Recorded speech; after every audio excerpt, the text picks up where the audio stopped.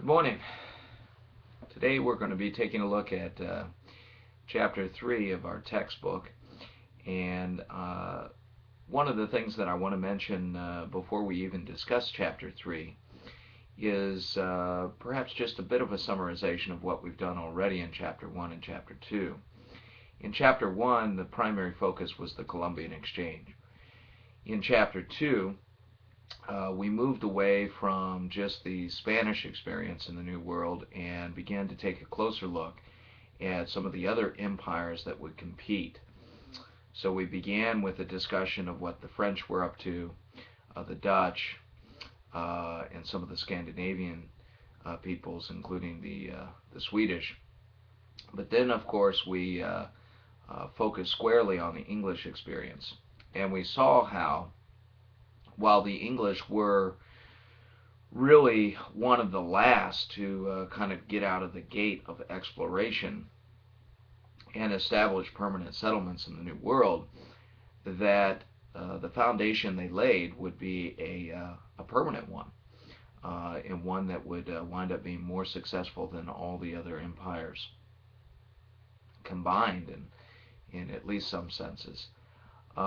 Of course, this does not mean that the English had a kind of common way of colonizing the New World. As a matter of fact, one thing that we picked up on in Chapter 2 was the incredible amount of diversity that the English had in terms of their colonial conquest of the New World, their establishment of permanent colonies.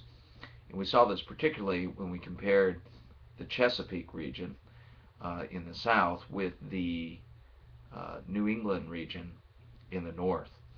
And that was a critical distinction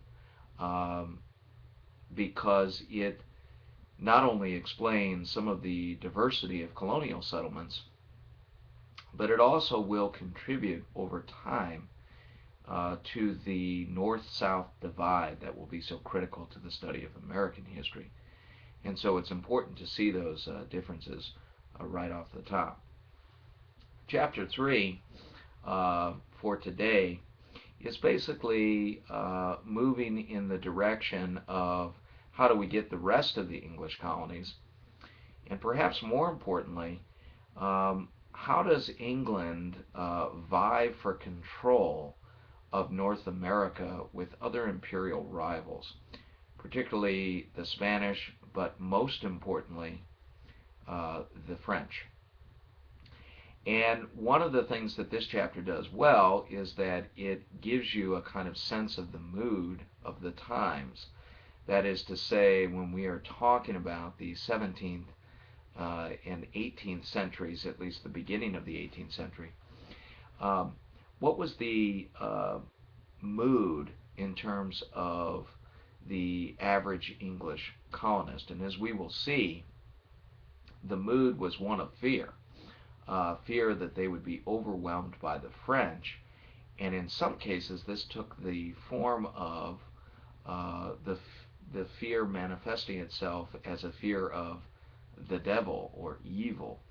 And of course this helps to explain a little bit of what was going on when we hear about those very famous Salem witch trials, which the book focuses on in the last few pages. So, without further ado, we should probably get started. And one of the things that I think needs to be done right off the bat, and the book is pretty effective at doing this, is giving you just kind of a brief overview of English history. It's important to know that there was an English Civil War that occurred in the 1640s, and this led to a brief period of Puritan rule under the figure of Oliver Cromwell.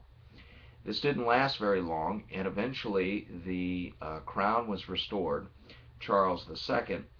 And so when we talk about the colonies that are focused on here in the early going in Chapter 3, the English colonies, we're talking about, broadly speaking, what is known as Restoration colonies.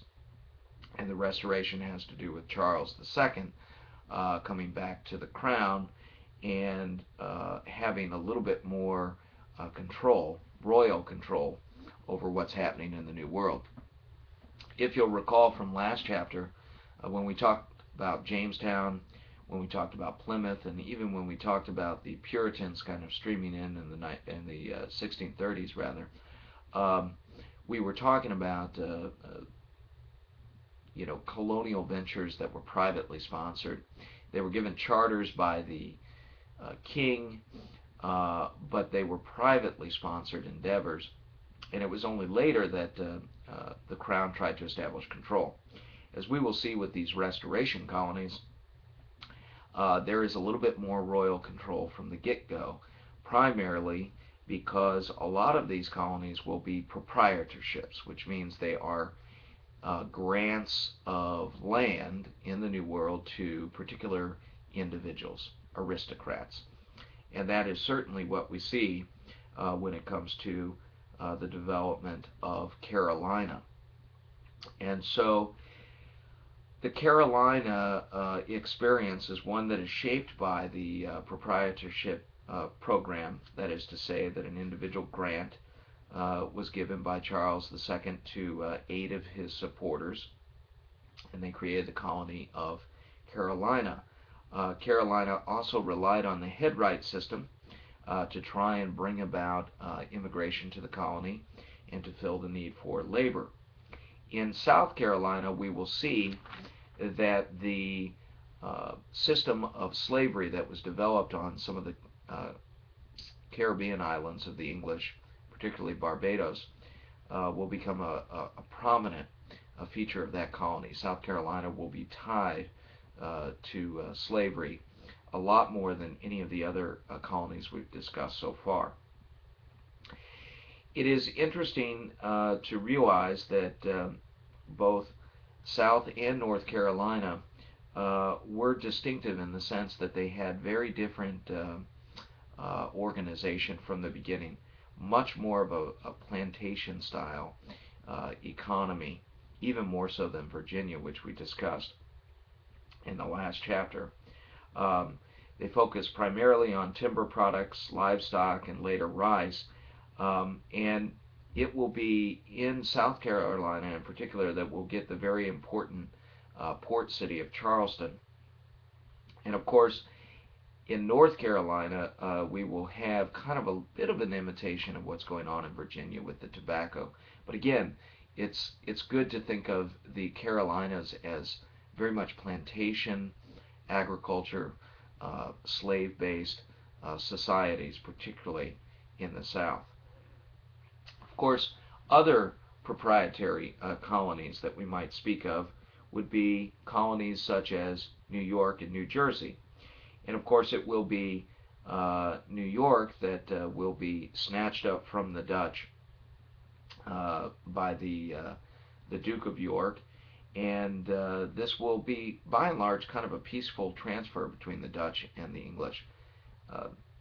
Most historians agree that that's because the Dutch were interested in trade and simply wanted to see that situation continue and didn't find it all that offensive that they would now be under English rule.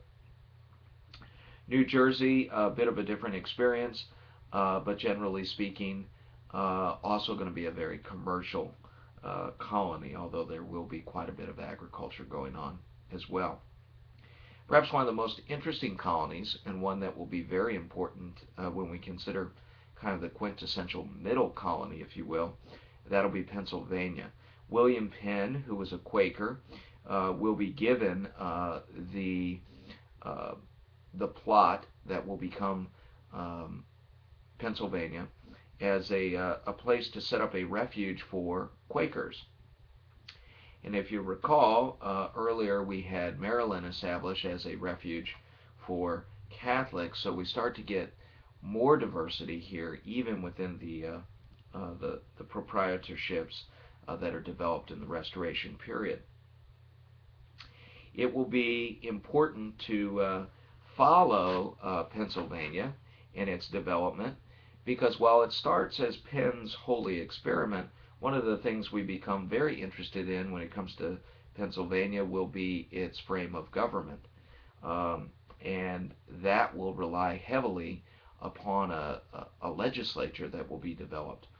Some call Pennsylvania one of the most democratic colonies because it gave so much power to the legislature. Um, it will also, of course, Pennsylvania will have the great port city of Philadelphia, which is still one of the great cities in America. And as a result of its Quaker design, Pennsylvania will kind of create an American style that is simple and orderly. And of course, it is important to realize that it will be Pennsylvania that will eventually be the birthplace of Benjamin Franklin, who is considered by many to be the first real American in any true sense. There were, of course, conflicts in Pennsylvania, um, but generally speaking, things were fairly easygoing with the natives, speaking here of Native Americans, and of course, there was greater religious tolerance in a place like Pennsylvania. So, again, kind of a classic American value that we can trace back to at least one of the major English colonies that will be set up during this period. Of course, not everything went so well in terms of the Native Americans in other areas, and it's important to keep in mind a couple of very important conflicts that develop both in the North and in the South. In the North, there is something known as King Philip's War. And the thing to keep in mind about this is that, we know that the Puritans were not an extremely tolerant people.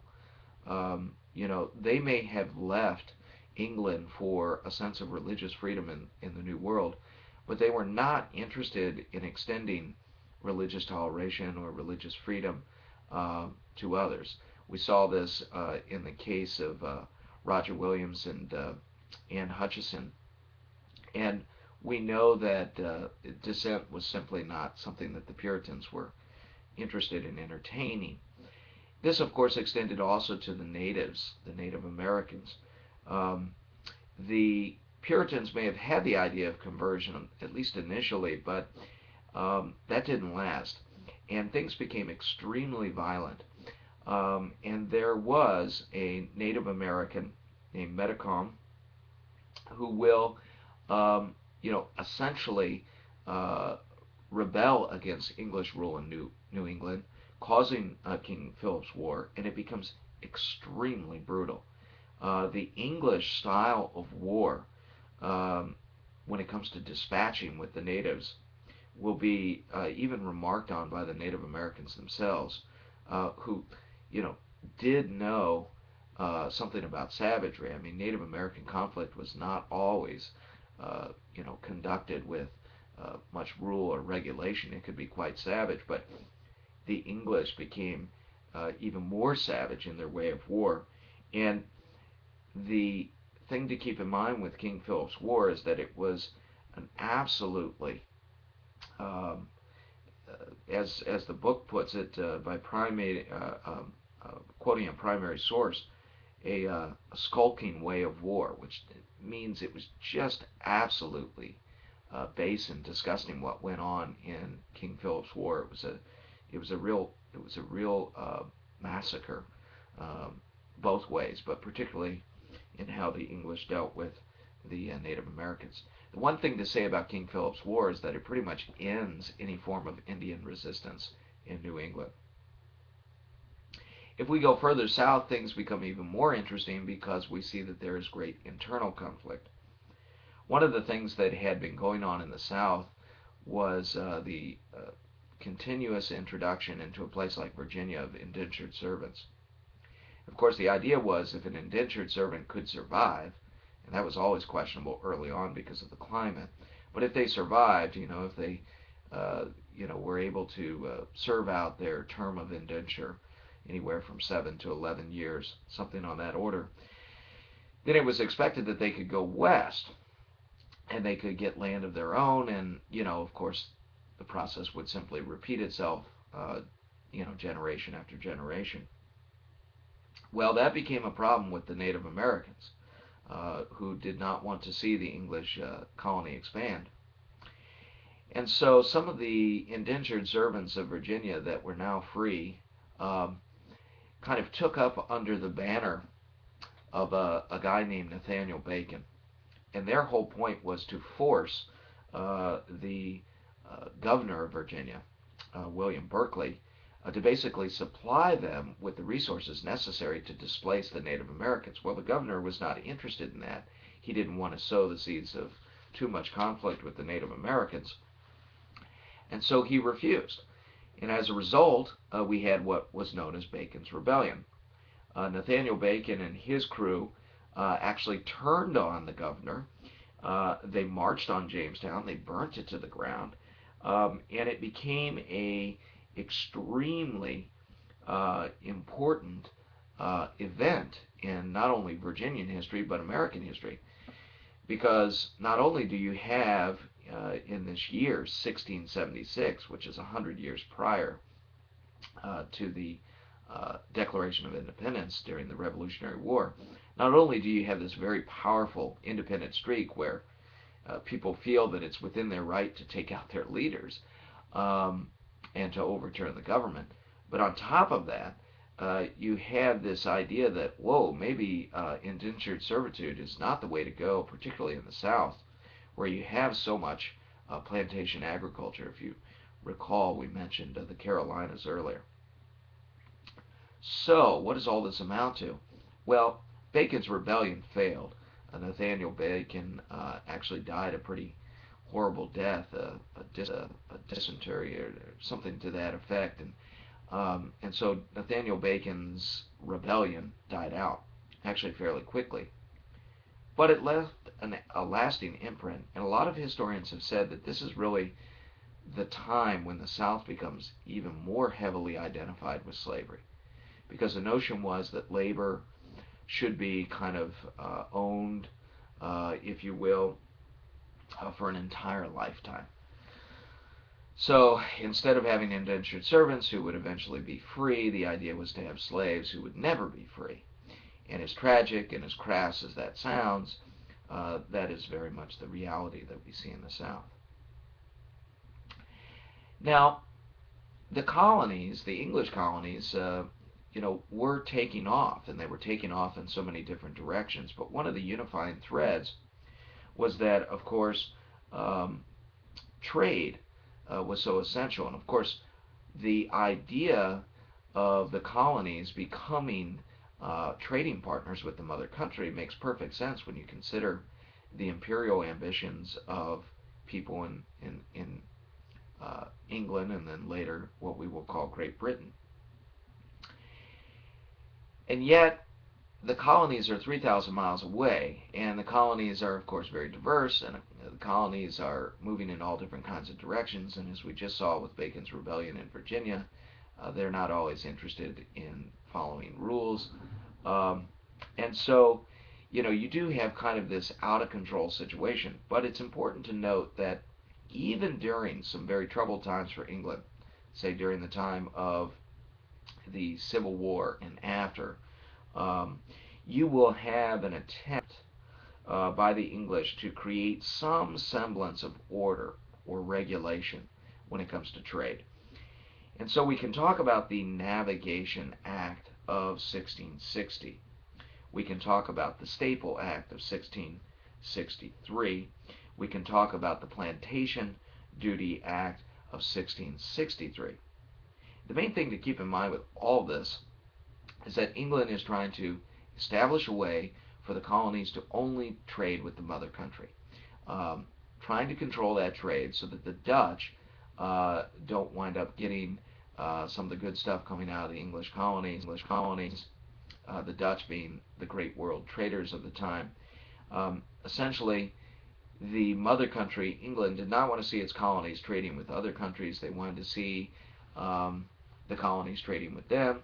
Typically, that meant exporting from the colonies raw materials that England would turn into finished products, which they would have a ready market for when it came to the colonies. The colonies were expected to essentially buy back their raw materials from England, which had been transformed into,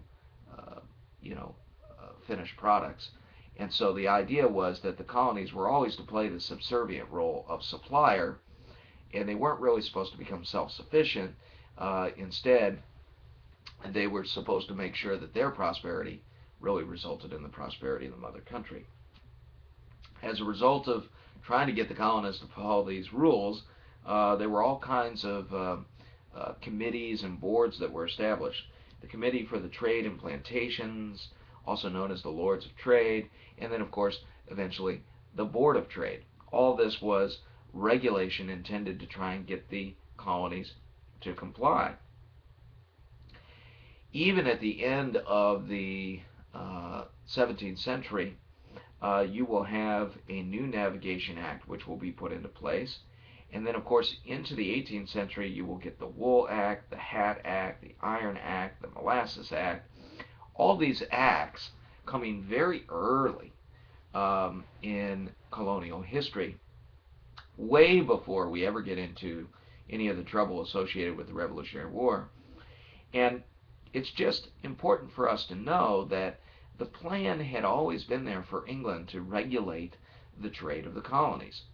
The problem was, of course, that the colonies would very often kind of go their own way. And as much as the Crown or Parliament tried to establish some form of colonial bureaucracy, kind of modeling itself after the great centralized Empire of Spain, or even the very tightly controlled French Empire, it just never really seemed to work. And to be honest with you, Britain had so many problems internally. We can talk about the English Civil War, and then, of course, the Glorious Revolution, which will come later.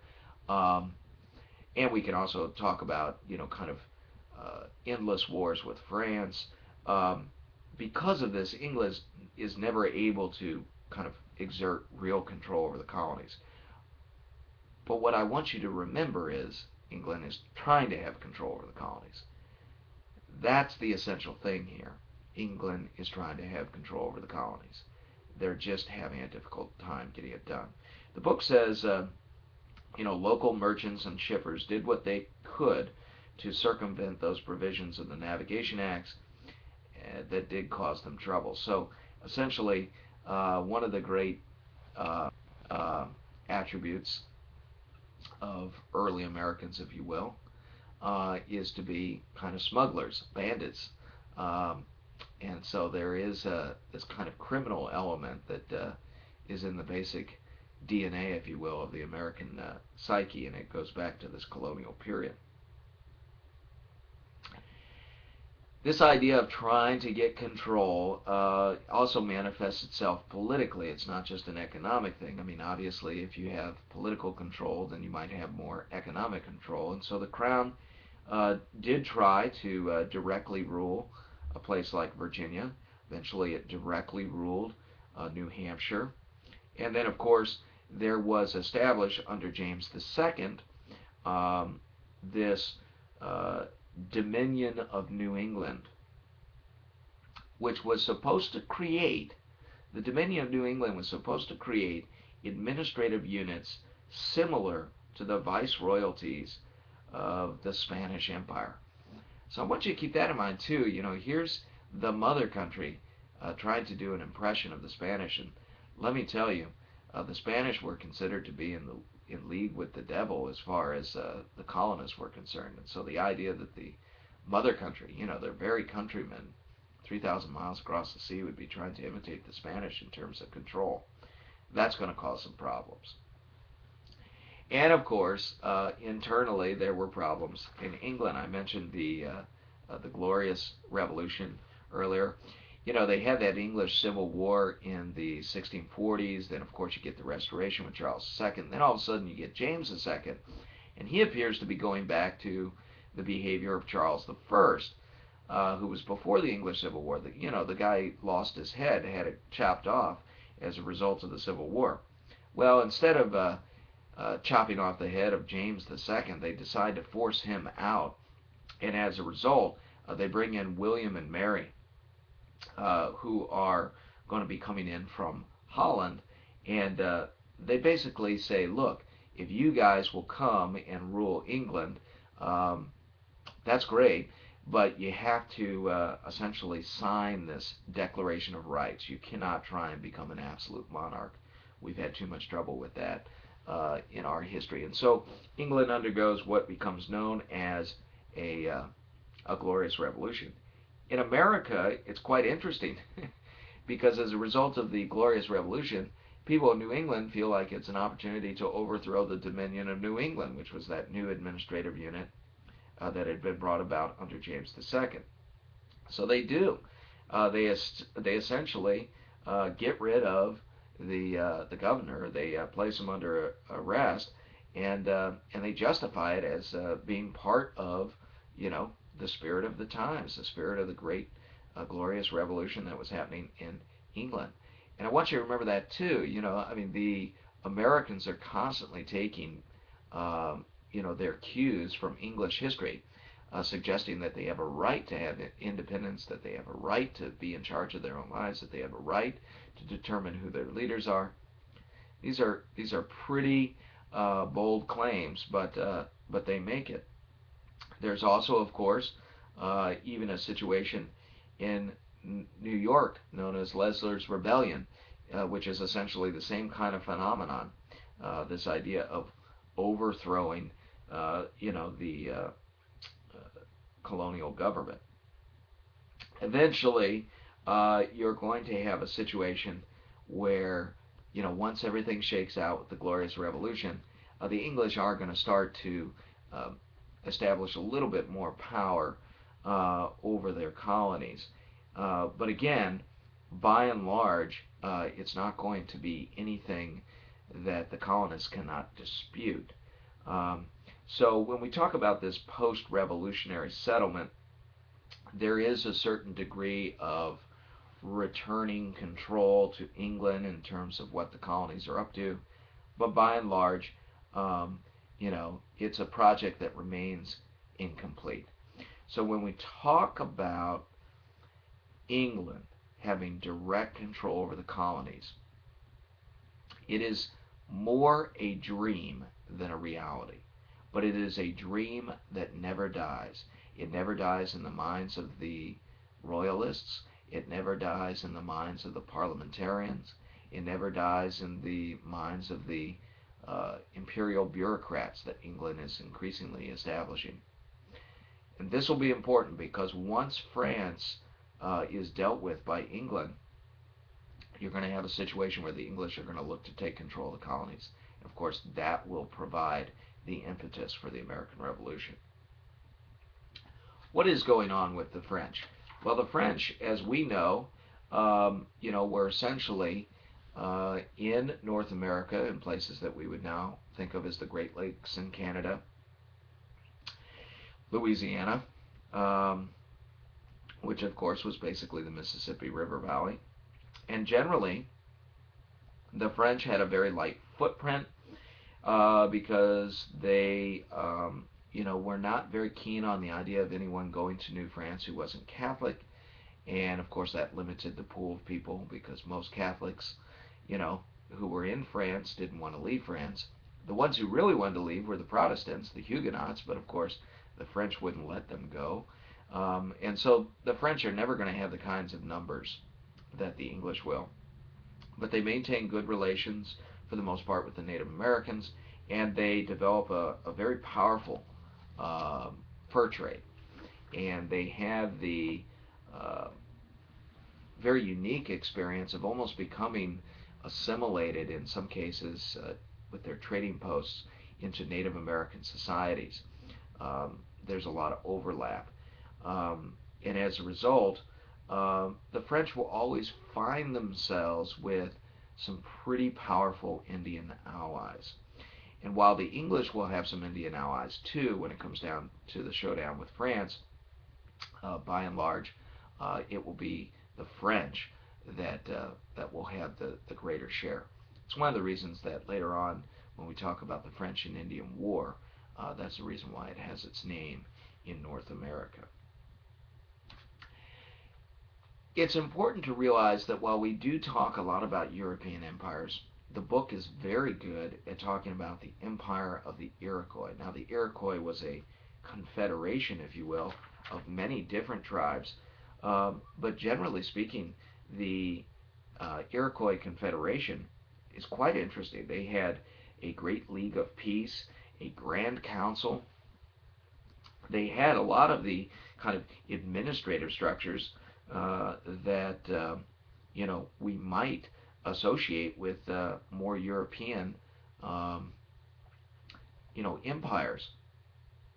And so it's noteworthy because for a long time the Native Americans kind of made this calculation. They viewed the Europeans as kind of just another set of tribes from across the sea, that kind of thing. And as a result, they kind of thought that they could play the Europeans off each other, ally with some and not others, essentially do what they had done tribally for hundreds of years. Well, let's face it, the Europeans were not a collection of tribes. They were not tribes from across the sea.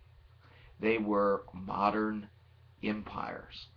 And these empires are on a whole different order of magnitude than anything the natives have had to deal with before. And so waking up to that realization will be a very, very difficult thing for the Native Americans. And once they do, they'll realize that by and large they've been conquered, that they didn't really stand a chance, especially when they considered the Europeans just to be another collection of tribes. Now, it is these wars with France and even some conflicts with Spain that will kind of animate this period in colonial history, particularly the wars with France. But before we get to that, the book kind of passes over a couple things that were going on in Spain, and it's worth keeping in mind that the Spanish, remember, never made much of a foray into North America. All the exploration that they had done of North America had really come to naught. Remember, the Spanish had the great experience of displacing the Aztecs and the Incans, and they had scored big in terms of mineral wealth in Central and South America. North America didn't have that to offer, at least the Spanish didn't find it. So when it comes to the footprint that the Spanish will have in the Southwest in particular, it's going to be fairly light. And by and large, the Spanish in the Southwest, and I'm referring to present-day United States Southwest, places like New Mexico, Arizona, that kind of area. The Spanish are by and large interested in converting the natives. There isn't really any more ambitious goal than that, having given up on the idea of finding anything of true value. Well, this doesn't necessarily go down well with the natives, and there is at least one instance of a true rebellion, Indian rebellion, which is worth noting. It's called Pope's Rebellion. It occurred in 1680, and as the book describes it, the revolt was in fact against the Christian religion, as well as exploitation and other injuries, and against Spanish culture, including Spanish language and crops. So it's interesting to see that while Pope's Rebellion is eventually not so much put down as kind of peters out, the idea of Native Americans kind of cognizing that their culture was being lost as a result of European incursion. This happens in many places and will continue to happen. It'll happen even once we have the United States of America. You will have Native Americans rising up trying to essentially hold on to the culture that they see being lost. Now, the last part of the chapter here for today has to do with, what the book calls Satan joining the fight, which is a rather sensational subtitle for chapter 3 here. But essentially, we've all heard the story of the Salem witch trials. We all know that the Puritans considered the devil to be something or someone that was living and real and could be involved in daily life, that there was such a thing as possession and all the rest. In our own kind of modern scientific mindset, we kind of find that to be, rather ridiculous. Um, and so there is this tendency to kind of see the Puritans being wrapped up with this whole uh, issue of witchcraft and everything else is just completely ridiculous. And perhaps it is. I'll leave it to you to decide what you make of all that. But I can tell you this much.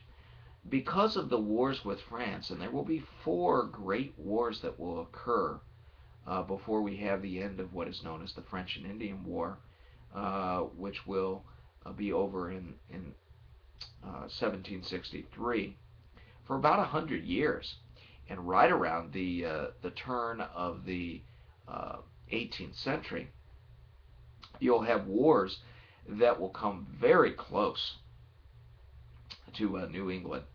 The French will be constantly posing a threat, and since the French are allied with the Indians, who of course the Puritans view as savages and barbarians, as well as, almost kind of like devil-like creatures, the fact that you will have so much strife going on with the French and with the Indians, is it any wonder that people would almost feel that maybe French agents or Indian agents had snuck into Puritan settlements and perhaps taken possession of some of the Puritans themselves? I mean, it wasn't uncommon, by the way, for colonists to be snatched up by Native Americans and to become captives. And in some cases, the captives of Native Americans would go native, kind of like the French had done in trading with the Native Americans. To go native is to essentially adopt Native American lifestyles. You put all this together, wars with the French, Indian raids, kidnapping, and then, of course, this supernatural belief of possession and witchcraft and the devil. And it isn't all that difficult to, understand what could be just hysteria in a place like New Salem, in a place like New England, more broadly speaking. So the idea that we do have the Salem witch trials, not altogether out of the question when you consider essentially the war fever that existed and the panic that existed. I guess the way I would have you consider it here, as it is our final topic for chapter 3, so I'll close on this note, is that the idea that the French and the Indians could wipe out your settlement at any time, and remember, a lot of New England settlements were on the frontier, what they would consider to be the frontier. The idea that the French or the Indians could wipe that out created panic. And panic is something that we're not unfamiliar with. When you think about dealing with problems such as terrorism in the modern age, fear and panic can cause people to think some pretty crazy things. And we can actually think that stuff collectively. We can kind of all lose our minds collectively when panic kind of rules the day. So as ridiculous as witchcraft may seem, if you look at it through the lens of a war scare or the fear that surrounds war, you might have a little bit more empathy for those who, believed that they had come to be possessed or tormented by the devil or the devil's agents. Could be a stretch, but I do think it's one way of avoiding kind of this modern kind of sense of superiority that somehow we would never find ourselves doing something so crazy as the Salem witch trials. Whatever you make of it, food for thought. As always, you are free to think your own thoughts. The idea is just to be aware of the history and to interpret that as best you can. And I hope that you're increasingly doing that as you make your way through the book. Thank you very much, and have a great day.